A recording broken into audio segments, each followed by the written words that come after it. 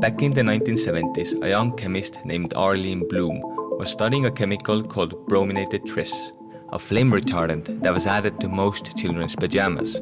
She was shocked when her lab found that the chemical could move from the pajamas into the child and that it was likely to cause cancer. Her research was published in the journal Science and it was picked up by the media.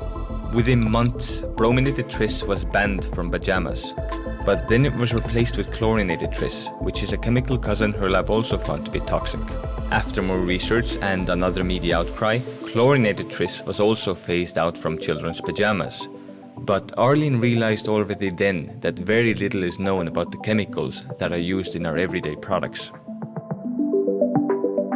But it seems like that the word toxin has lost its meaning and that it's been turned into a meme of sorts.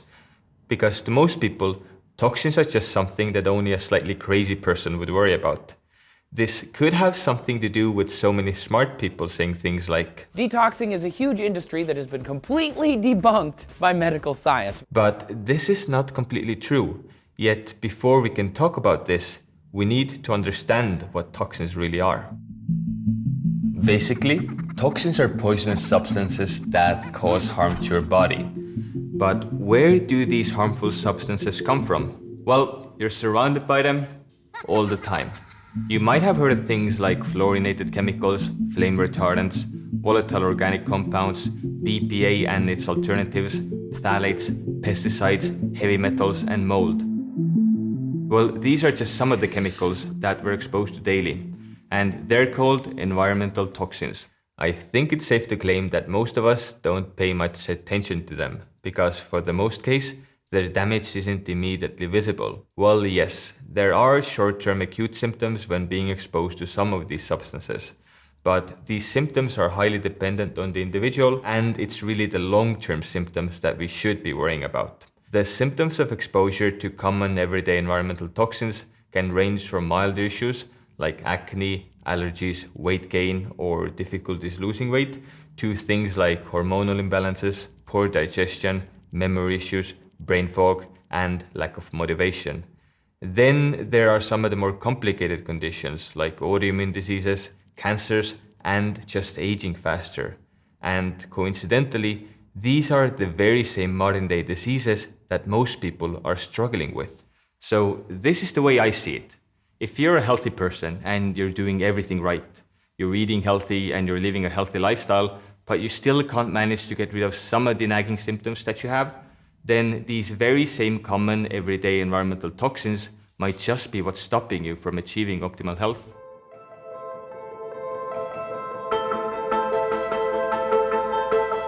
Then there's also this. How much time do you think you're spending indoors in a week?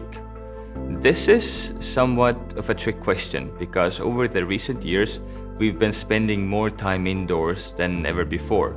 But a pre-pandemic survey funded by the US Environmental Protection Agency that was looking into this suggested that an average American spends about 87% of their time indoors and an additional 6% inside an enclosed vehicle.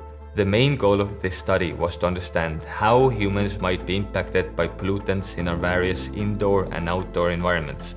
So researchers needed to find out how much time we spend in each of our environments. And this finding is important because there are direct dangers associated with spending too much time indoors.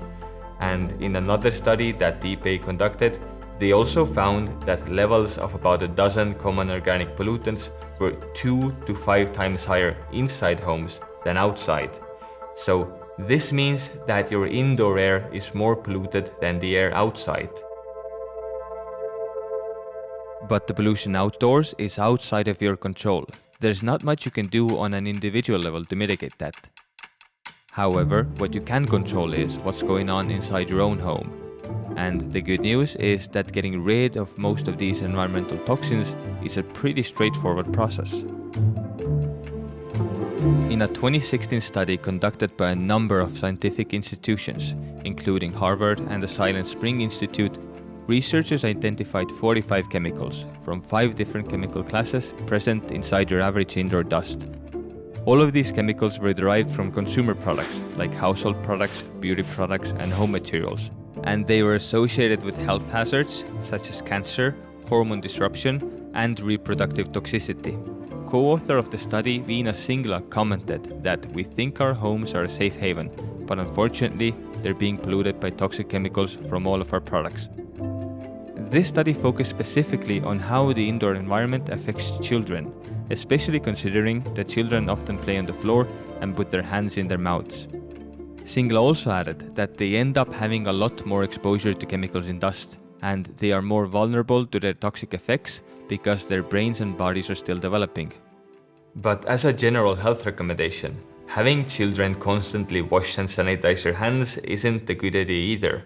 In order to develop a healthy immune system, kids need exposure to germs, and excessive sanitization disrupts their skin microbiome, and this can lead to conditions like psoriasis, for example. So stopping household dust from accumulating and getting rid of items that produce or collect dust can already be of enormous help.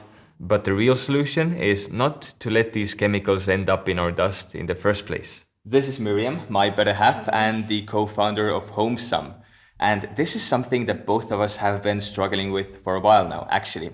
When you have some of these items that you know that are harmful to you, maybe you've had them for a while, or maybe someone gifted them to you, like a candle or a perfume, what do you do with them? Yeah, do you just toss them away and generate more waste, or do you give them to somebody else? Like, I always feel bad for doing that. Yeah, because you're just going to end up giving a harmful thing to somebody else to harm themselves with. But then again, if they just would go out anyway and buy them anyway, that just sends a signal to the manufacturers that there is actually a demand for these things and they keep on producing them. So as you see, this is a paradox, and we would love to know what you think about this. Yeah, leave us a comment below.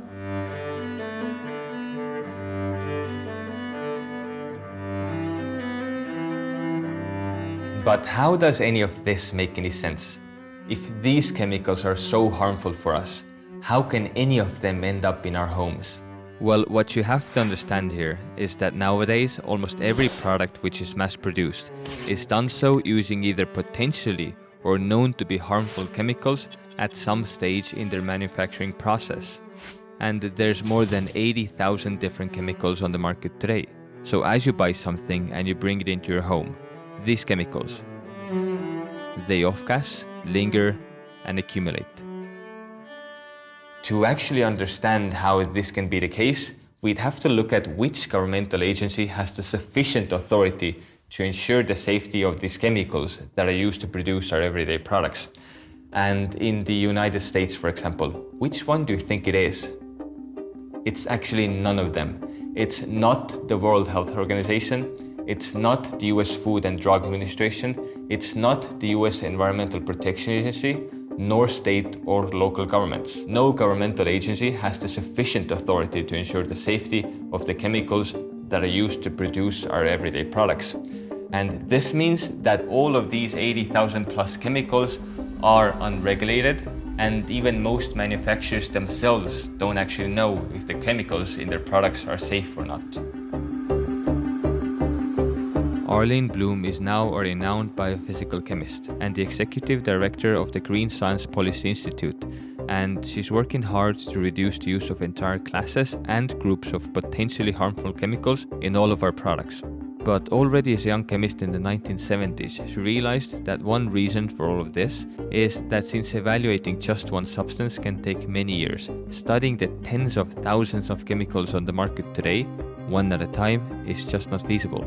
So right now, it's up to us as consumers to educate ourselves and make conscious decisions about what we're allowing into our homes and what we're putting on our skin. As these environmental toxins enter your body, whether you've eaten them, drank them, inhaled them, or they've been absorbed through your skin, however they get in, they make their way into your bloodstream where they will circulate into your tissues and organs. Our bodies have the capacity to filter out many of these compounds naturally, which is what your liver does, for example. And it's really the simplest and often neglected practices that really do yield great results. Practices like getting enough good sleep, movement, sunlight, and spending time in nature. But from an evolutionary perspective, the real problem is that we're exposed to supernatural levels of these common everyday toxins. Then, for example, if they are absorbed through your skin, these chemicals essentially bypass your liver and your body's primary immune system defenses. And if that wasn't bad enough, there's actually a group of chemicals called forever chemicals that cannot be detoxified, and the damage that they cause to our biology is cumulative. They're called forever chemicals because all of them are highly persistent and they hardly ever degrade in the natural environment. So many of these environmental toxins are actually immune to your immune system. Now, depending on the specific situation, this is where detoxification protocols can be really helpful. And claiming that detoxing doesn't work is actually untruthful. Yes, there is a lot of dubious information out there. And yes, there are individuals and companies trying to sell you snake oil. But you cannot throw the baby out with the bathwater. Discrediting established science and implying that your body can handle every toxic element that you throw at it, it does more harm than it does good. Still, instead of trying to cleanse or flush your body with questionable programs and supplements, the smartest course of action is not to get poisoned in the first place. And this means that your best option is to start reducing the overall amount of toxins that you're exposed to. As a species, we have migrated from forests, fields, and farms to living rooms, factories, and offices. We have lost our sense of freedom and intuitive living. We should be spending time outside, in the clean air, and basking in the sun, not waking up in dimly lit houses, commuting to work, and spending the day in a stuffy office, basking in the glow of artificial lighting. We're constantly breathing in pollutants and covering ourselves with unknown toxic compounds. And these factors cumulatively affect everyone's health and well-being in dangerous ways. But you cannot really opt out of society as a whole now, can you? Well, fortunately, it's possible to control for these harmful factors. And as I mentioned earlier in the video, the solution to all these problems is actually pretty straightforward. You would just have to start lowering exposure to these common everyday environmental toxins. And as you now know how much time we spend in our homes, that's the best place to start. But outlining all the hidden dangers and tactics to combat them requires its own video entirely. So if you're interested in that, please leave us a comment below. The best recommendation that I can leave you with right now is to just air your home. Open up your windows twice a day to ventilate out all the trapped pollution. And ideally, you want to do this early in the morning or late in the evening when the overall outdoor air pollution is lower. And alternatively, if you can't wait for the next video and you want to dive in deeper now, just head to homesome.com and have a look at some of our materials. Go check out our 10-step guide for a healthy home or take our environmental snapshot quiz. So what you can expect is that when you start limiting your exposure to these common everyday environmental toxins and all the factors that we talked about, then over time you will allow your body to heal. And some of these nagging symptoms might just start disappearing. And if you found this video valuable, please let us know by subscribing to this channel.